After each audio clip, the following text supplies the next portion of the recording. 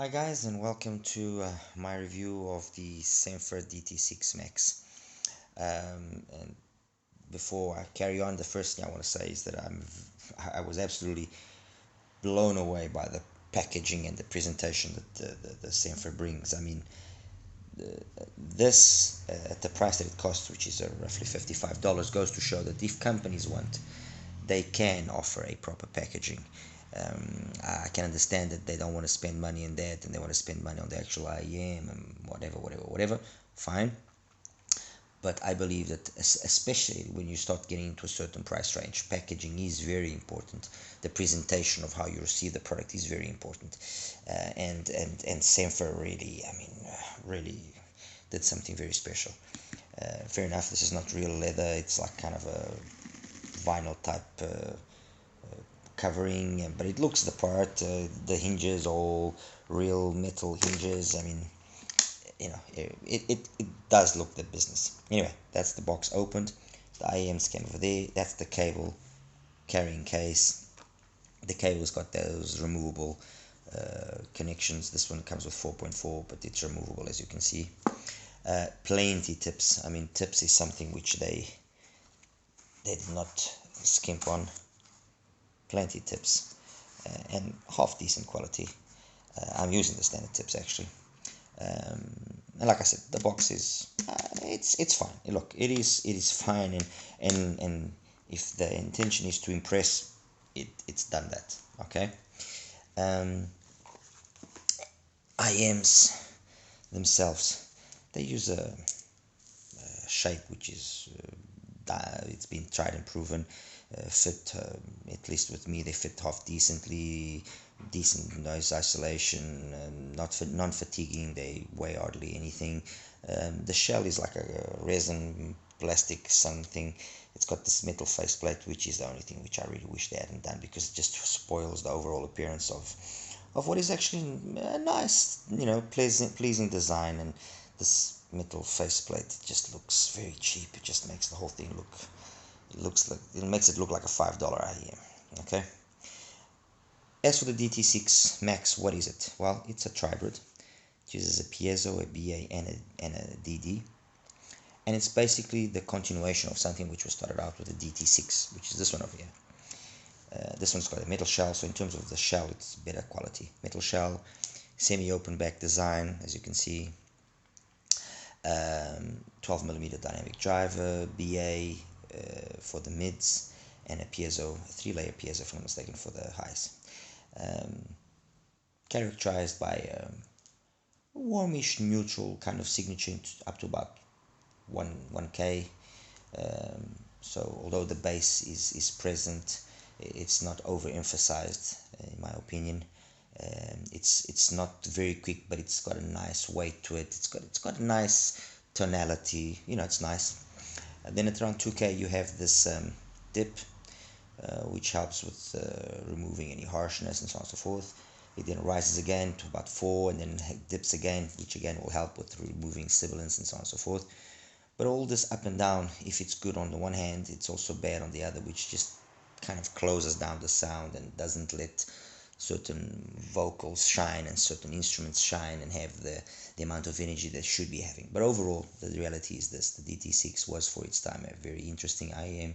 It cost 20 something dollars, so I mean, for that price you can't really complain. It was a Tri-brid on top of that, so everybody now Tri-brids. Well, they did it, I don't know, this must have come out 2015, I think, and it was decently done.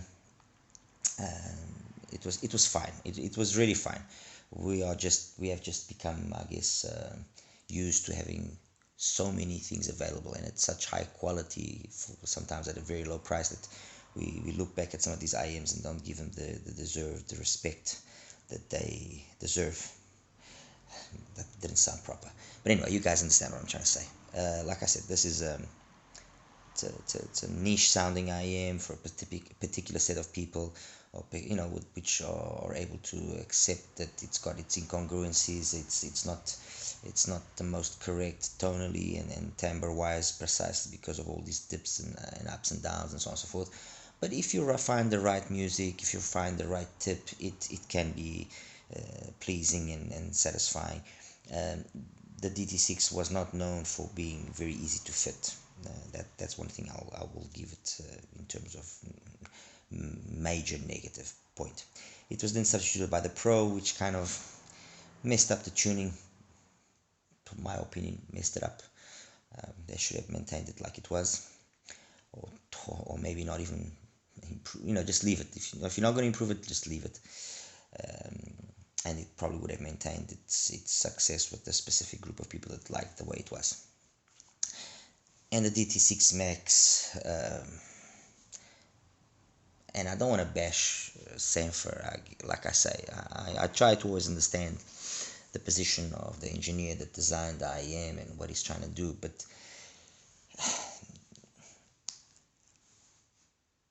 in terms of the bass, it's basically the DT6. Yes, very nice, but then the rest, if this was already darkish sounding, this is even darker. And only with very, very few songs was I able to actually say, wow, this is actually playing nice.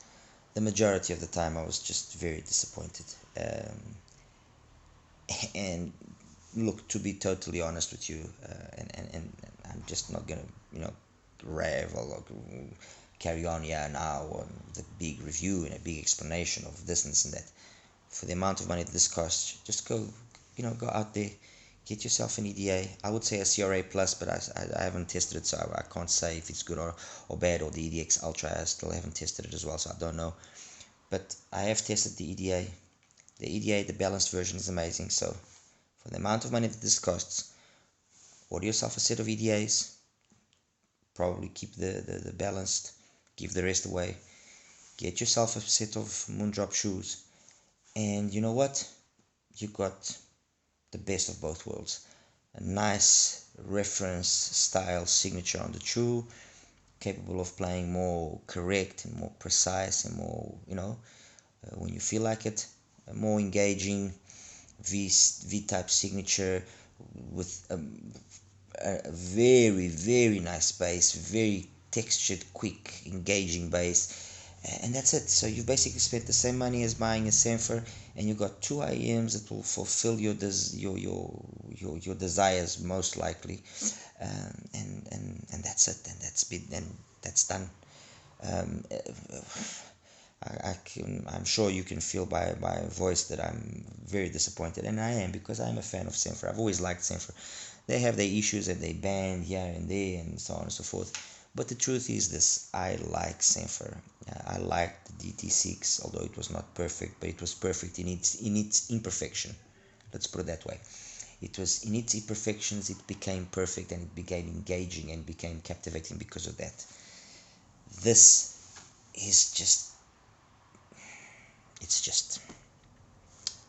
that's it. Let's leave it at that. Alright guys, I hope I didn't disappoint too many of you. I'm sure there are people that are going to think that the DT6 Max is an absolute beast and it's fantastic and so on and so forth. It's always the case, you can't please everybody. But I think that there will be more people that will not like the DT6 Max than those that do like it. That's it. Take care. Bye-bye.